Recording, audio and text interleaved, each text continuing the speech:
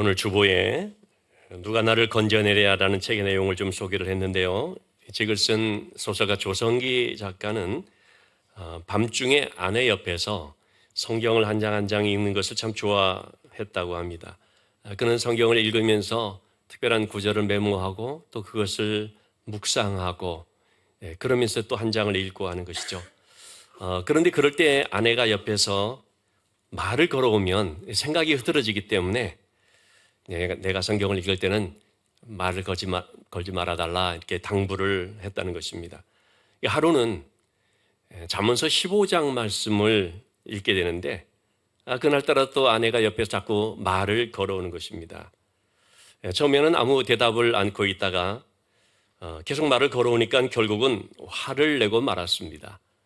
아니, 성경을 읽을 때는 말을 걸지 말라고 내가 그렇게 얘기했는데 왜 자꾸 말을 하냐고 그렇게 분을 터뜨리면서 버럭 소리를 지른 것입니다. 그러니까 좀 부부 사이에 약간 차갑게 이렇게 됐겠죠. 그래서 이제 마음을 가다두고 다시 차분히 그 성경을 처음부터 다시 읽어가는데 잠언서 15장 1절 말씀, 과격한 말을 노를 격동시키고, 좀 더 내려갔습니다. 18절 말씀, 분을 쉽게 내는 자는 다툼을 일으키느니라. 더 내려갔습니다. 28절의 말씀, 악인의 입은 악을 쏟느니라. 한각을 다 하나같이 지금 방금 화를 낸 자신을 가리켜서 훈계하는 것이었습니다. 은근히 그러니까 부하가 났다는 것입니다. 그래서 이 잠언서를 쓴 솔로몬에게까지 화를 냈다고 그렇게 말합니다. 밤에 잠을 자는데도 이 노가 가라앉지를 않고 조그만 유순하게 대답을 했어도 이러진 않았을 테라는 후회를 하게 됐습니다. 답답한 마음이 쉽게 풀리지를 않았습니다. 1초도 안 되는 그 짧은 순간 그걸 좀 참지 못하고 화를 낸 것 때문에 사흘을 고생을 했다라고 말을 합니다. 제가 이 내용을 보면서요, 이게 바로 우리의 모습이다 생각을 하는 것입니다. 성경을 읽어가는데 그 성경 말씀을 범하는 겁니다. 특히 저 같은 목회자들은 자기가 설교를 하면서 설교하는 그 내용을 자기는 범하는 이러한 모순된 일들이 우리에게 얼마나 많이 있습니까? 하나님의 말씀을 그냥 눈으로만 읽는 것이 아니고 그냥 알기만 하는 것이 아니고 그 말씀을 주신 목적은 뭡니까? 이 말씀을 따라 살라고 하는 것이죠. 그런데 우리의 부족한 점은 말씀은 말씀대로 읽고 말씀은 또 알지만 내 삶은 그것과 상관없이 살게 되는 경우들이 참 많다는 것입니다. 특별히 너무나도 힘들고 또는 화가 날 일이 많은 세상 속에서 우리가 살아갈 때에 이처럼 화를 내지 말라라는 이런 말씀을 읽으면서조차도 분통을 터뜨리고 원망 불평하고 얼마든지 그럴 수가 있는 거죠. 여러분, 이와 같은 세상 속에서 우리가 어떻게 믿음의 사람들로서 살아야 되는 것이겠습니까? 누구보다도 악한 사람들로 인하여서 고난을 많이 당한 사람이 다윗입니다. 다윗은 악인들로 인하여서 고통 가운데 있는 사람들에게 권면의 말씀을 주는데 오늘 우리가 읽은 이 말씀이 되겠습니다. 크게 한 5가지의 권고의 말씀을 주고 있는데 우리가 그 하나하나를 좀 살펴보면 좋겠습니다. 첫째는요, 불평하지 말라라는 내용입니다. 자, 1절의 말씀을 보면 악을 행하는 자들 때문에 불평하지 말고 불의를 행하는 사람들 때문에 그들을 시기하지 말지어다. 여기서 이 불평이라고 하는 단어, 하라라는 단어는 불타오르다라는 뜻이라고 합니다. 속에서 끓어오르는 것입니다. 우리 흔히 그런 표현 쓰지 않습니까? 천불이 난다. 그래서 불평이라고 하는 이 단어가 간단한 게 아니고 그렇게 아주 막 끓어오르는 걸 말하는 것이죠. 시기라는 말, 카나라는 말은 질투라는 말이 되겠습니다. 여러분, 세상에는요, 불의를 행하는 자들이 많습니다. 문제는 그런 불의한 자들이 돈도 잘 벌고 성공하고 형통한 것처럼 보여진다는 거죠. 우리는 그런 모습을 볼 때에 참 혼란되기도 하고요. 특히 우리 믿음의 사람들은 아니 하나님이 공의로우신데요 어떻게 그렇게 그냥 놔두시나 이런 질문을 하게 되죠. 우리만 그런 것이 아닙니다. 선지자도 그랬던 것을 보게 됩니다. 예레미야 선지자 예레미야 12장 1절 말씀에 내가 주께 질문이 있습니다. 무슨 질문입니까? 악한 자의 길이 형통하고 반역한 자들이 다 평안한 까닭은 평안한 것은 무슨 까닭입니까? 아니 뭐 어떻게 이럴 수가 있습니까? 하나님의 말씀을 전하는 선지자는 참 고생하면서 핍박당하면서 그렇게 있는데 거짓 선지자들 또는 하나님의 법을 떠나서 불의한 가운데 사는 사람들은 떵떵거리면서 막 그냥 편히 사는 것 같고 여러분 우리가 그런 질문을 할 때가 있죠. 그런 마음에 참 답답함을 느낄 때가 있지요. 자, 그렇기 때문에 오늘 말씀 그럼에도 불구하고 분노나 불평이나 다툼으로 하지 말라는 것입니다. 왜 그렇습니까? 그 이유를 말하죠. 2절 말씀에 그들은 풀과 같이 속히 배임을 당할 것이고 푸른 채소같이 쇠잔할 것이미로다. 여러분 악인들의 형통은 잠시뿐이라는 것입니다. 반드시 하나님께서 그들을 심판하시기 때문에 결국은 쇠잔하게 된다는 것이죠. 이스라엘의 가장 악한 왕으로 꼽을 수 있는 사람은 이 아합이라고 할 수가 있죠. 아합과 이세벨 부부. 어느 시대에나 보면은 참 그런 악한 자들이 있죠. 자, 그런데 이 아합은 자신을 반대하는 이 하나님의 선지자들을 잡아 죽이죠. 그리고 자기가 탐하는 나봇이라는 사람의 그 포도원을 빼앗기 위해서 기어코 이 나봇을 죽이고 그것을 탈취하는데 성공합니다. 겉으로 보면은 형통한 듯 보여집니다. 그러나 그들의 결과가 어떻습니까? 그들의 형통은 얼마 못 가는 것입니다. 하나님께서 그들을 심판을 하심으로써 그들은 비참한 종말을 고하게 됐습니다. 그렇기 때문에 우리는 악인들에 대해서 원망하며 불평하지 말아야 됩니다. 또한 우리 자신들이 심판자가 되어서 그들을 정죄하고 비난하는 그렇게 해서는 안 되는 것입니다. 하나님이 공의로 심판한다는 걸 믿고 하나님께 맡겨야 되는 거죠. 여러분 우리는 눈에 보이는 세상의 부조리나 불의한 자들만 볼 것이 아니라 물론 그들을 보지만 더 중요한 것은 뭡니까? 그 세상을 그들을 주관하는 하나님이 계시다는 걸 바라봐야 됩니다. 하나님이 알고 계시고 공의로우신 하나님은 반드시 때가 되면 선악간에 의롭게 판단하시고 심판을 하시는 것이죠. 그러니까 우리는 그 하나님을 바라봐야 되는 거죠. 다윗은 두 번째로 권고하기를 선을 행하라 말합니다. 원망 불평하지 말고 너희는 선을 행하라는 것입니다. 3절의 말씀에서 여호와를 의리하고 선을 행하라. 땅에 머무는 동안에 그의 성실을 먹을거리로 삼을지어다 말하고 있습니다.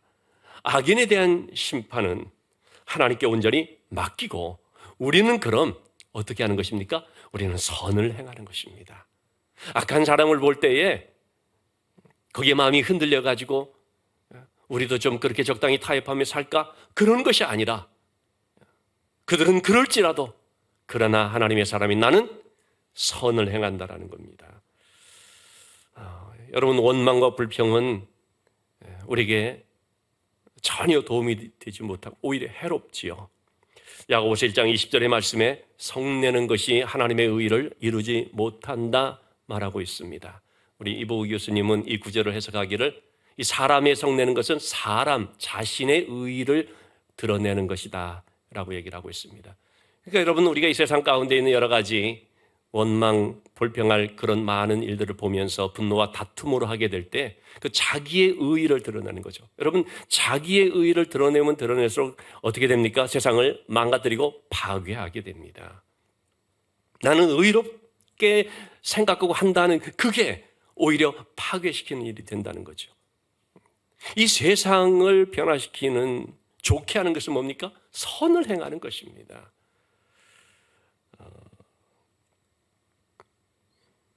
지난 금요 심야 기도회 때 이도열 전도사님이라는 분의 간증을 함께 나누었습니다. 어릴 때 소아암으로 한 4년 고생을 하는데 참 많은 사람들의 그 도움을 받아서 그것이 자신에게는 하나의 은혜의 빚이 된 것이죠. 그래서 이제 교역자가 되면서 어떤 사역을 할까 하는 가운데 바로 그런 자신과 같은 그 어려운 상황에 있는 이 소아암 환자들을 찾아가서 그들의 소원을 이렇게 들어주면서 그들을 돕고 용기를 북돋아주고 일어설 수 있도록 힘을 주고 이런 사역을 하는 것입니다. 그러자 참 많은 또 후원자들이 생겨서 또 도와주고 하는 거죠. 여러분, 이런 한 작은 것처럼 보이는 일들이 세상을 변화시키는 것입니다. 우리 교회는 참 할 수만 있는 대로 어려운 이들을 돕고자 힘씁니다. 우리가 선을 행하고자 이렇게 하는 것은 어떤 이익이 있기 때문은 아닙니다. 하나님께로부터 무슨 보상을 받기 때문에 그래서가 아닙니다. 이것이 옳은 것이기 때문입니다.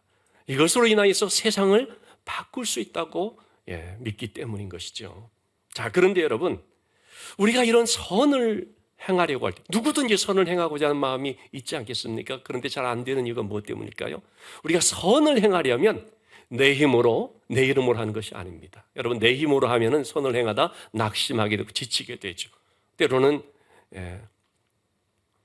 오히려 막 상처받기도 하고요. 내 힘으로 하는 것이 아닙니다.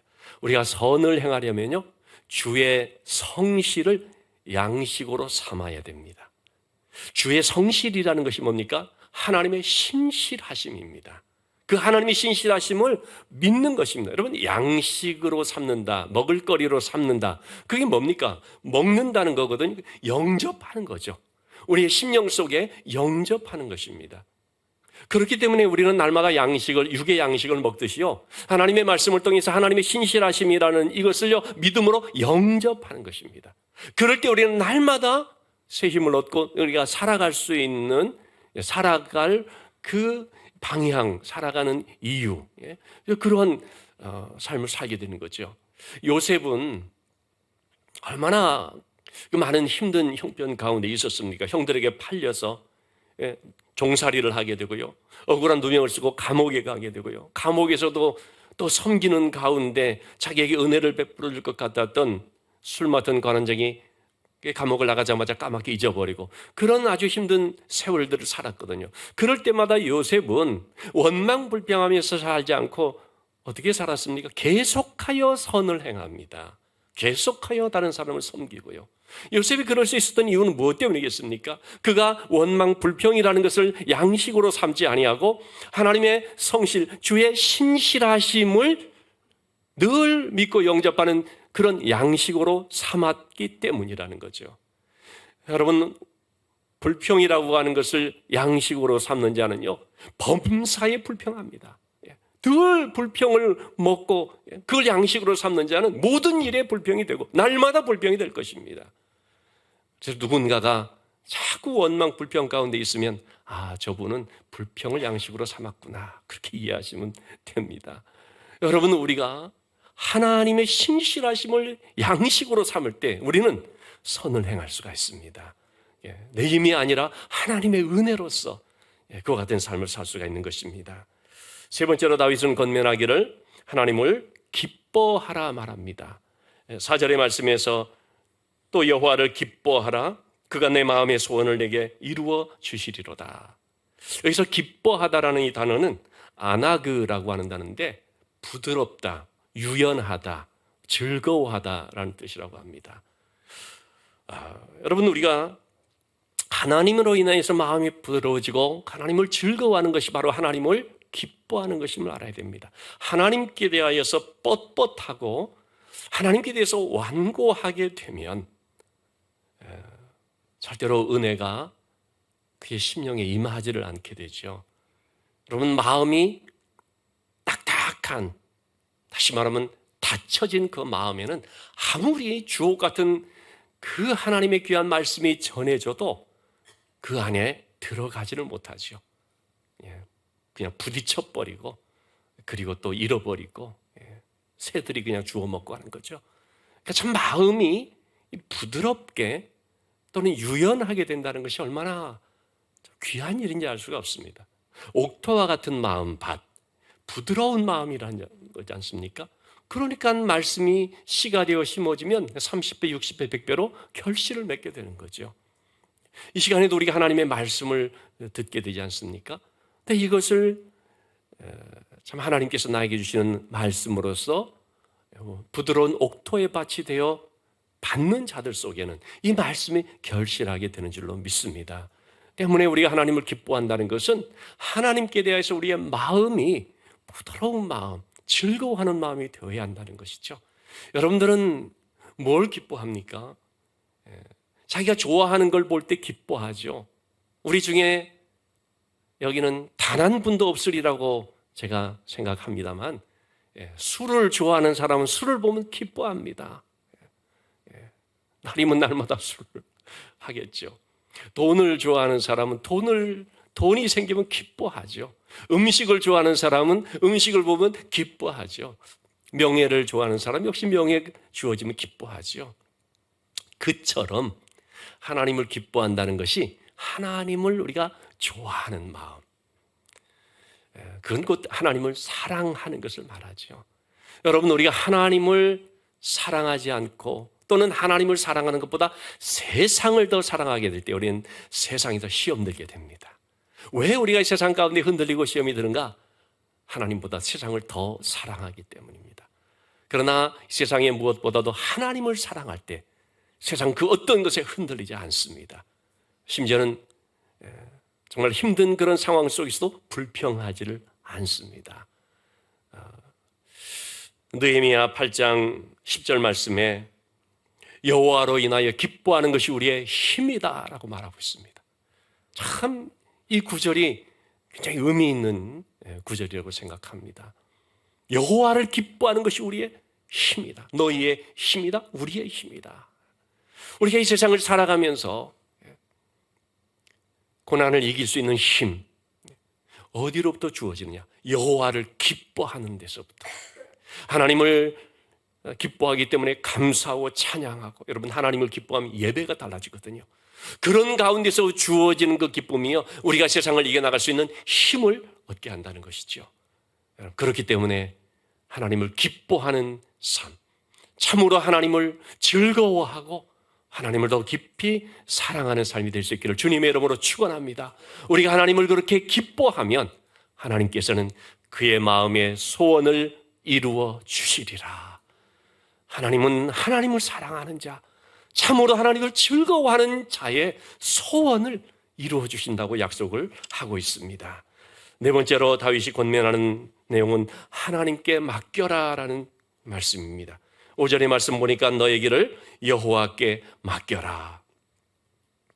이 맡기라라는 말, 제가 종종 말씀드린 것처럼 갈랄이라고 하는 단어는 굴려보내다, 위임하다, 그런 뜻이 되겠습니다. 여러분, 우리는 비행기를 탈 때에 수화물은 맡깁니다. 뭐 가벼운 거 들고 가는 경우가 있지만 무거운 수화물은 맡깁니다. 맡기고 혼자 비행기 딱 타가지고 당연히 자기가 도착하면 그 수화물이 함께 도착해 있을 줄로 믿습니다. 여러분, 그것이 바로 믿음 아닙니까?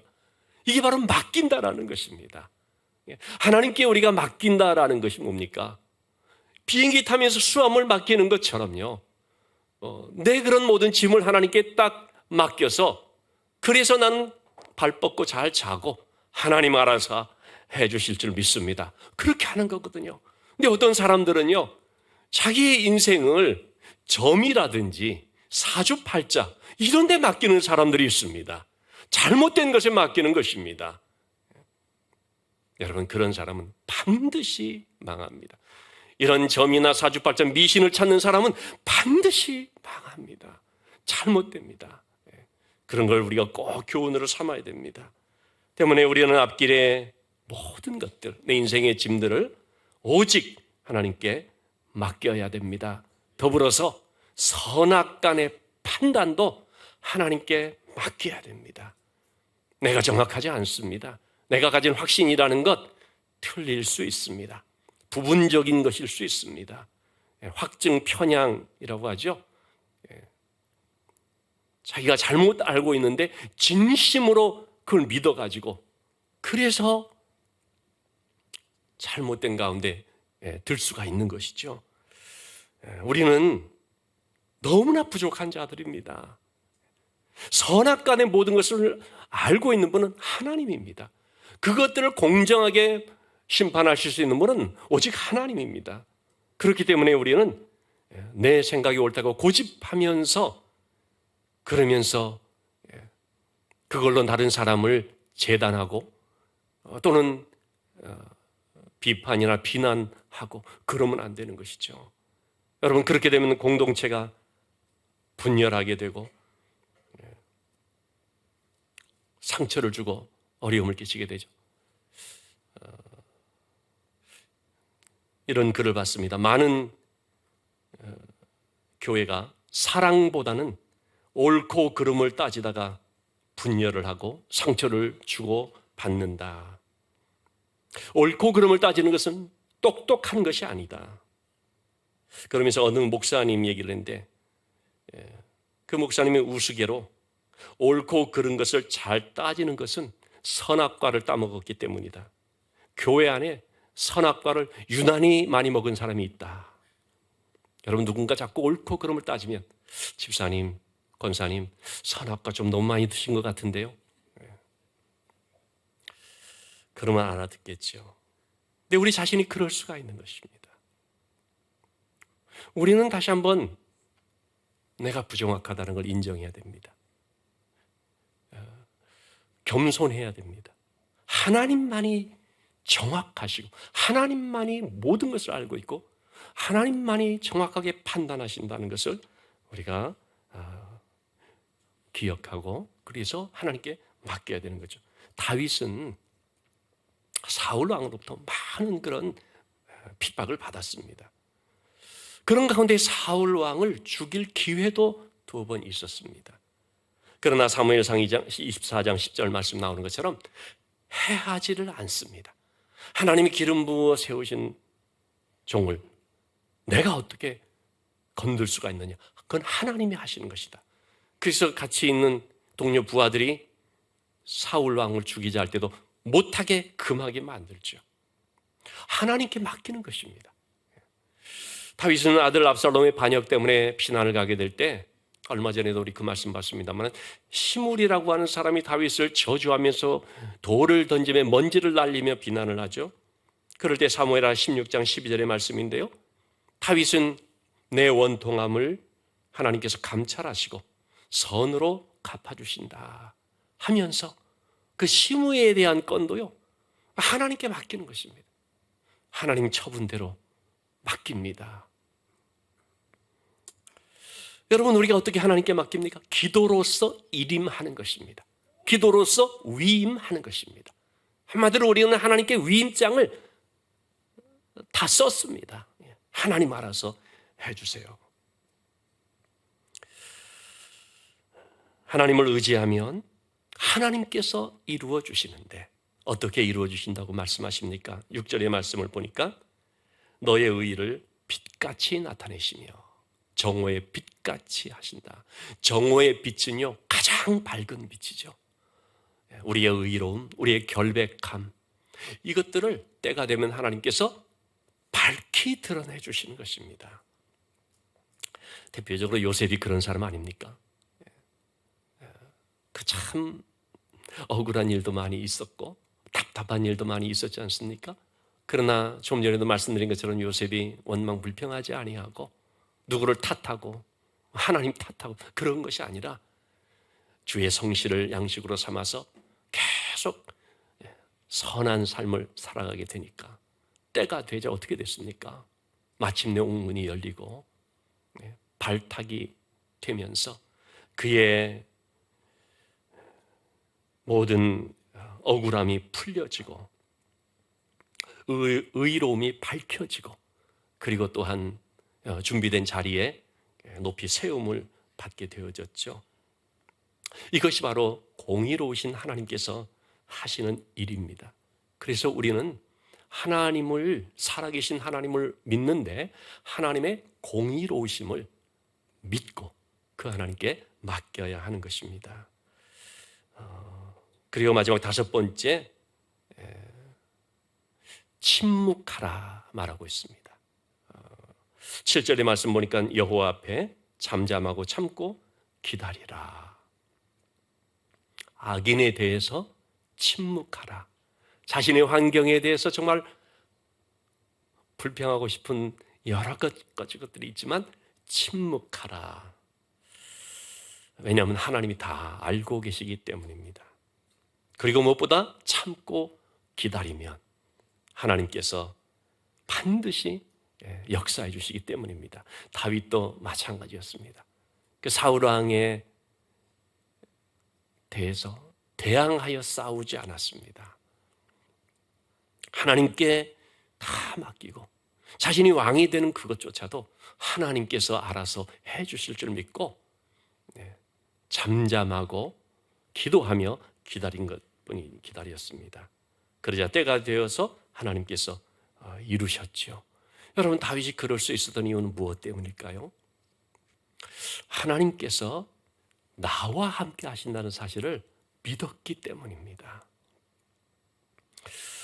여러분, 침묵이라고 하는 것은 소극적인 것이거나 회피하는 것이 아닙니다. 침묵은 하고픈 말이 많이 있어도 하나님께만 얘기하고 기도하고 그리고 사람들 앞에서는 잠잠하는 것인데 그것은 곧 하나님을 의지하는 것입니다. 여리고성을 정복할 때 하나님께서 그 백성들에게 주신 한 가지 오더가 있었죠. 하루에 한 바퀴씩 여리고성을 도는데 그 돌 때에 주의사항 한 가지, 뭡니까? 잠잠하라, 침묵하라는 거죠. 여러분, 여리고성 안에 있는 사람들이 자기들을 공격하려고 온 이스라엘 군대가 성 주변을 이렇게 도는데 한마디도 하지 않고 쥐죽은 듯이 침묵하면서 돌 때 얼마나 놀랬겠습니까? 얼마나 좀 어떤 두려움도 느낄 수 있었겠습니까? 하나님께서는 침묵하고 그냥 돌기만 하라. 그 말이 뭐겠습니까? 하나님만 의지하라는 것입니다. 하나님만 바라보라는 것입니다. 누가 침묵하면서 이렇게 하나님을 의지할 수가 있느냐? 하나님이 나와 함께 하심을 믿는 사람입니다. 여러분, 성탄절의 메시지라는 것이 뭡니까? 하나님이 우리와 함께 하신다. 임마누엘. 보라, 처녀가 잉태하여 아들을 낳으리니 그 이름을 임마누엘이라 하라. 하나님이 우리와 함께 하신다. 전운주 찬양 사역자라고 있습니다. 이분이 태어나면서 심한 안검 하수가 있어서 5살 때 수술을 할 수밖에 없게 됐습니다.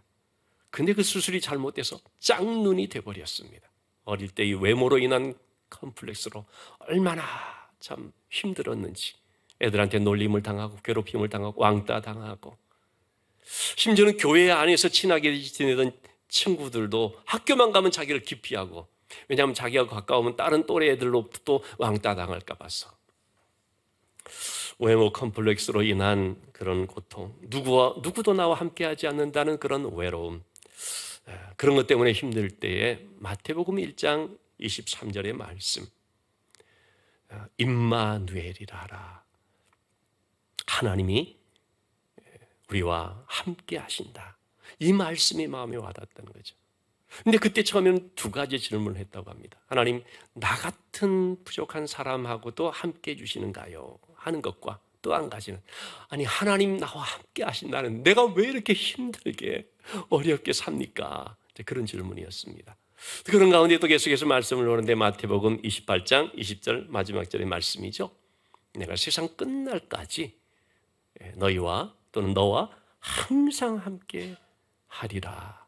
이 말씀에 큰 은혜를 받게 된 것입니다. 그러면서 하나님은 자기의 인생 가운데 항상 함께하고 계셨다는 사실을 알게 됐습니다. 힘들고 어렵고 외로울 때도 혼자라고 느낄 때도 하나님이 나와 함께 하셨다 깨달은 것이죠. 그는 그 감격과 눈물로 찬양 곡을 이제 만들게 됐는데, 이런 가사입니다.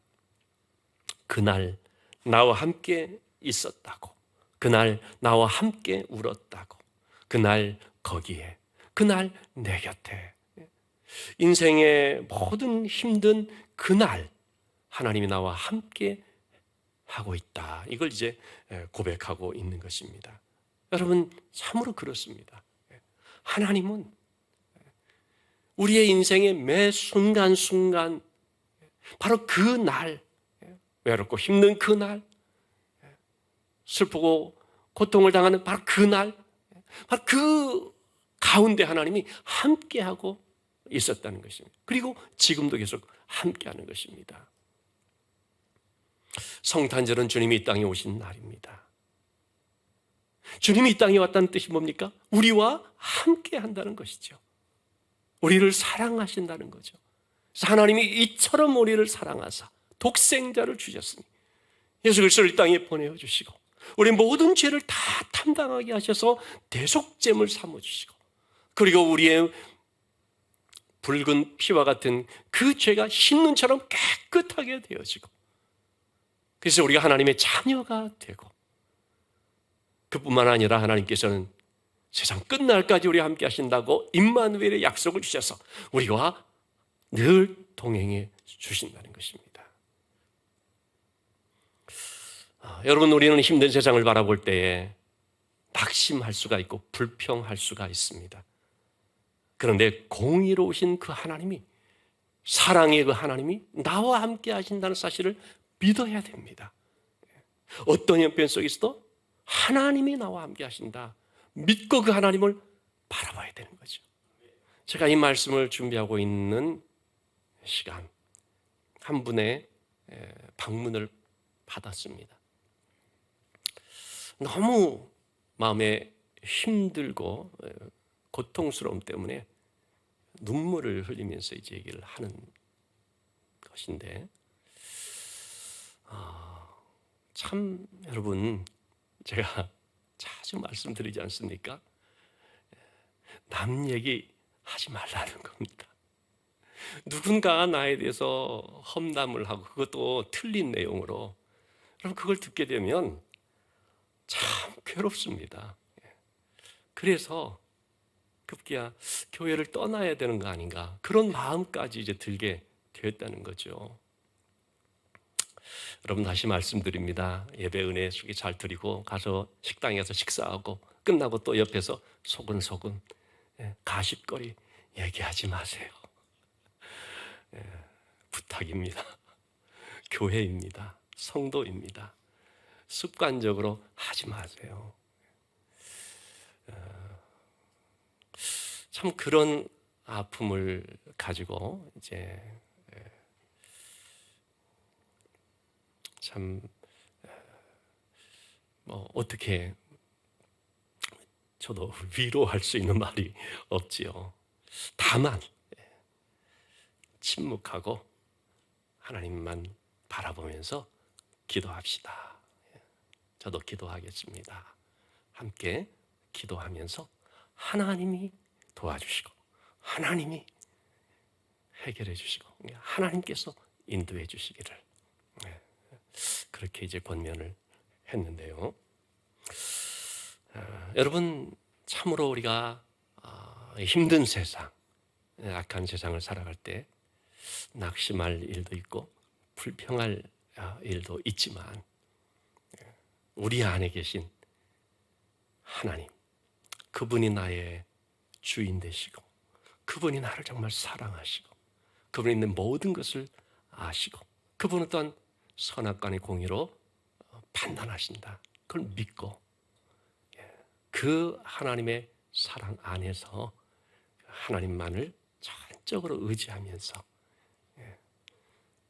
선을 행하면서 말씀으로 살아가는 이 선을 행하면서 그렇게 복된 삶을 살아가는 우리 모두가 될 수 있기를 주님의 이름으로 축원합니다.